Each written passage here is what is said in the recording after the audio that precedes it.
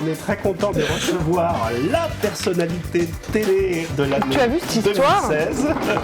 Du coup, là, c'est sorti, ça m'a vachement touchée. Voilà. Qu'est-ce qu'on va voir ? Un peu de tout, parce que moi, je mange la télé de façon très équilibrée.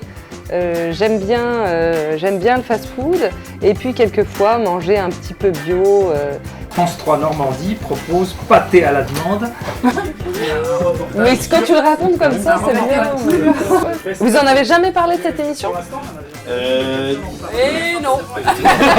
On se demande pourquoi. On n'y pas allé, on était un peu frileux. Et puis à côté de ça, je crois qu'on a choisi aussi quelques plateaux de chips à picorer, des émissions un peu ovni, comme une émission avec M. Pokora, l'État sauvage. Il y a un peu de tout, voilà. Et ça me ressemble, je suis contente. Alors, moi, il y a le monde en face. Ça, c'est primordial. Ah non, ça c'est trop important, ça. Marina, elle fait un travail formidable. Et elle a une énergie, elle aimante. Enfin, elle est tous les jours au magazine de la santé. À côté de ça, une présentation. Elle est extrêmement engagée, citoyenne et étonnante. Ce que je consomme en premier, c'est Arte plus 7. Voilà, j'en ai parlé, mais même au niveau des documentaires, surtout dans la partie pop culture, ils sont vraiment à la pointe. C'est passionnant. Il y a plein de biopics. Moi, je suis complètement assoiffée de ça. Magnum, c'est sûr. Papier Magnum. Ça, c'est sûr.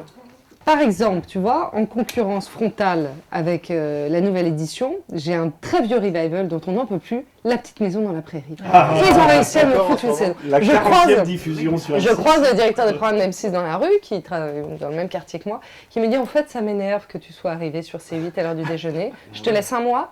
Et je te fais un coup. » Et je lui dis « Qu'est-ce que tu me fais ?» Il me dit « Je rediffuse La Petite Maison dans la Prairie. » Il a calculé son coût et il m'a mis La Petite Maison dans la Prairie en face. Et ça se voit sur Et ça marche. Mais c'est bon, on a repris notre avance. Mais ça marche. Et puis après, j'adore les blockbusters. Alors The Voice, Danse avec les stars, je suis dedans. Je foutrais mon samedi soir en l'air pour être devant la télé. Moi, je vais dire un truc de dingue. J'ai un problème avec les séries. N'ayez pas peur. Non, j'ai un problème d'addiction. Donc, non, mais d'addiction, mais dans la vie globalement, c'est-à-dire que je tombe dans un truc, si ça me plaît, je peux pas m'arrêter. Donc, ça fait déjà quelques temps que je m'interdis de suivre une série. Sinon, je deviens un peu dingue. J'ai un petit penchant pour les séries de télé-réalité américaines, mais depuis toujours. Et c'est pas grave, hein. Je me porte bien quand même. Donc j'ai commencé il y a longtemps par les Girls de Playboy et là je suis tombée dedans. Je suis tombée fan de Hugh Hefner. Et puis après j'ai été obligée de continuer sur E! Entertainment, les Kardashians. Bon, je suis en train de décrocher, mais quelquefois j'y reviens. Et là je suis très fan d'une émission sur la chirurgie esthétique aussi. Je suis fascinée. Mais je compte m'en sortir un jour. Nous, on est sur une quotidienne d'information où à peine on a prononcé l'actualité qu'elle peut s'évaporer. Donc, on est sur un rythme assez différent.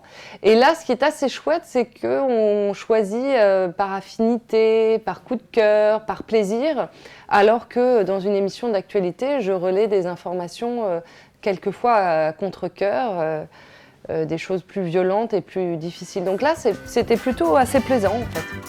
Voilà. Gardez cette prise. Je suis d'accord avec toi, cet exercice est tellement casse-gueule, l'histoire de la musique. Il fait nuit dans ma tête. On n'a pas osé.